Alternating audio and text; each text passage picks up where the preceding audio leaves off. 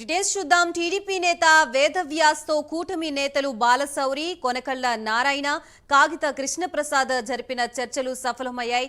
కూటమి గెలుపు కోసం తాను కలిసి పనిచేస్తానని మాజీ ఎమ్మెల్యే వేదవ్యాస్ తెలిపారు. తనని అన్ని విధాలా అండగా ఉంటానని చంద్రబాబు నాయుడు హామీ ఇచ్చారని ఆయన వెల్లడించారు. కాగా పెడన టికెట్ దక్కకపోవడంతో టీడీపీ నేత బూరగడ్డ వేదవ్యాస్ గత కొంతకాలంగా అసంతృప్తితో ఉన్నారు. దీంతో ఆయన ఇండిపెండెంట్ గా బరిలోకి దిగుతారనే వార్తలు కూడా వచ్చాయి. దీంతో వేదవ్యాస నివాసానికి వెళ్లిన కూటమి నేతలు ఆయనతో చర్చలు జరిపారు. సుమారు గంటకు పైగా జరిగిన ఈ సమావేశంలో వేదవ్యాస మనసు మార్చుకున్నారు.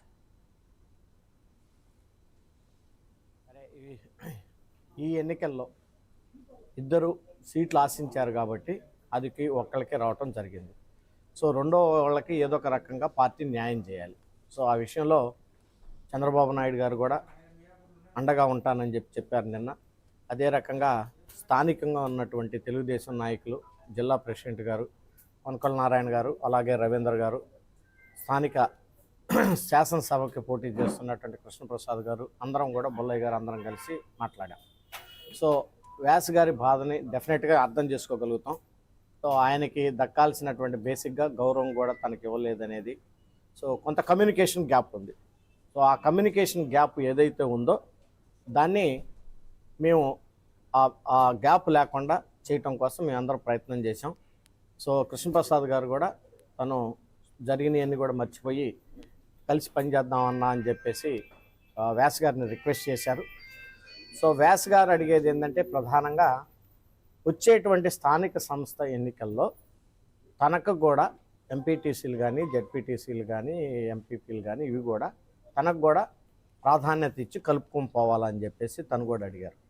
సో దాన్ని తప్పకుండా చేద్దామని చెప్పేసి నేను, అలాగనే కొనకళ్ళ నారాయణ గారు, కొల్లు రవీంద్ర గారు, అలాగే శాసనసభకు పోటీ చేస్తున్నటువంటి కృష్ణప్రసాద్ గారు, బొల్లయ్య గారు అందరం కూడా దానికి ఓకే చెప్పాం.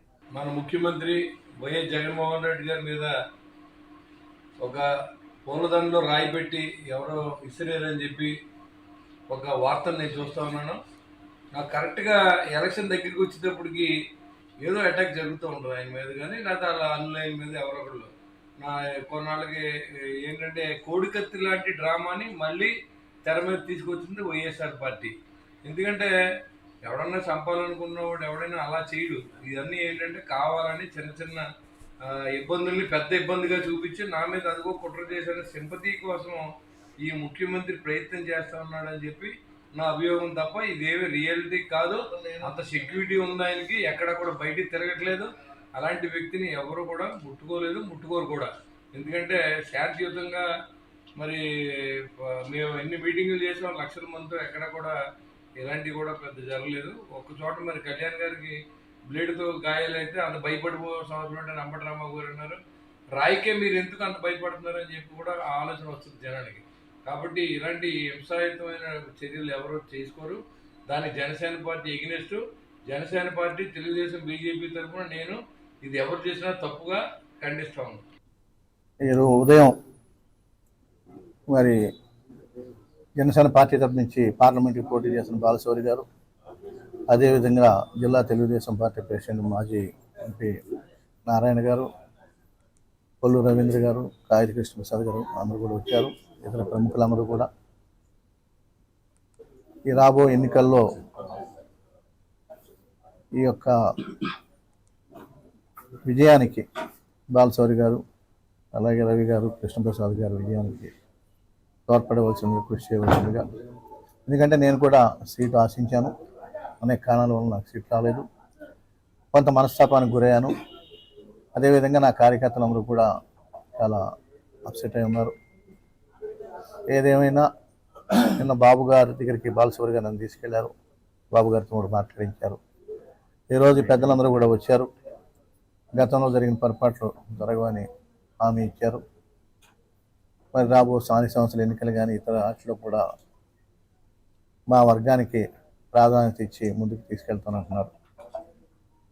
అదేవిధంగా మరి ఏదైతే బాబు గారు ఈ పెద్దలంతా ఇచ్చినటువంటి హామీని రేపు సాయంత్రం 4 గంటల పెడల్లో జరిగిన ఆత్మీయ సమావేశంలో నా కార్యకర్తలందరికీ కూడా వివరించి 17వ తారీఖున మరి బాబు గారు, చంద్రబాబు నాయుడు గారు, పవన్ కళ్యాణ్ గారి బందరు పెడన పర్యటనని విజయవంతం చేయటానికి మరి ఆత్మీయులందరితో కూడా చర్చించి సహకరించి తప్పకుండా ఈ ఎన్నికల్లో కూటమి విజయానికి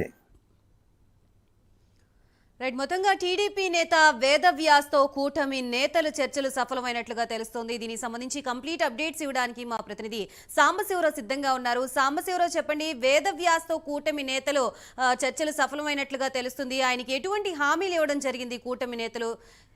డీటెయిల్స్ ఏంటి?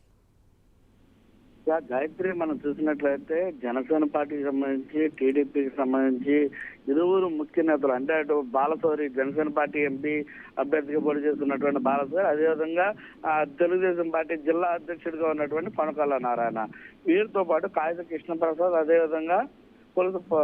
అదేవిధంగా మచిలీపట్నం ఎమ్మెల్యే అభ్యర్థి ఈ ముగ్గురు కూడా, వీళ్ళందరూ కూడా కలిసి అక్కడ కొల్లు రవీంద్ర కూడా కలిసి కాగిత కృష్ణప్రసాద్ తో కలిసి వేదవ్యాస్ దగ్గరికి వెళ్ళడం జరిగింది. వేదవ్యాస్ తోటి నిన్న సాయంత్రం పూటనే నారా చంద్రబాబు నాయుడుతో మాట్లాడడం జరిగింది. నారా చంద్రబాబు నాయుడు కూడా ఇప్పటి వరకు కూడా మీకు ఎమ్మెల్యే స్థానానికి ఇవ్వలేకపోయాము, కానీ మీకు రానున్నటువంటి రోజుల్లో స్థానిక కోటా సర్పంచ్ మరియు ఇతర కోటా ఎన్నికల్లో కానివ్వండి, ఇతర నామినేటెడ్ పోస్టులో కానివ్వండి, మీకు సముచిత స్థానం కల్పిస్తానంటూ కూడా అటు చంద్రబాబు నాయుడు హామీ ఇవ్వడం, అదేవిధంగా హామీని నెరవేర్చేందుకు కింద స్థాయిలో ఉన్నటువంటి ఈ నేతలు ఈ రోజు ఎవరైతే ఉన్నారో వీళ్ళందరూ కూడా వ్యాస్కి హామీ ఇవ్వడం జరిగింది.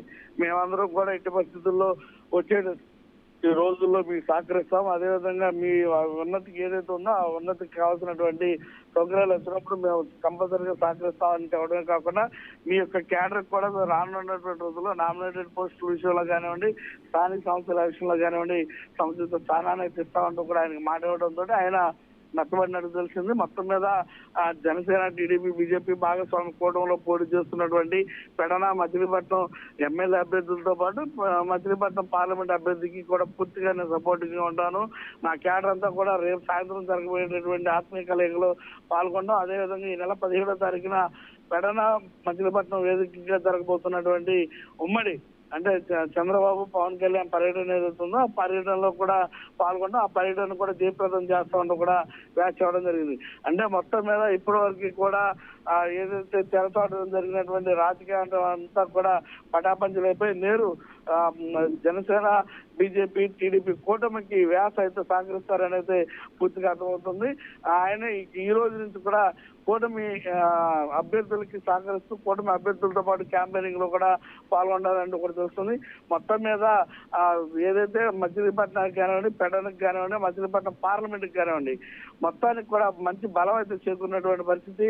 ఇన్నాళ్ళు నిశ్శబ్దంగా ఉన్నటువంటి వ్యాసం మళ్ళా ఎంట్రీ అవడంతో క్యాడర్ కూడా బలం పెరిగినటువంటి పరిస్థితి, అదేవిధంగా అభ్యర్థులకు కూడా ఓట్ బ్యాంక్ పెరిగేటటువంటి అవకాశం అయితే కనిపిస్తా ఉంది. Gayatri, right, thank you for the update Sambasivarao.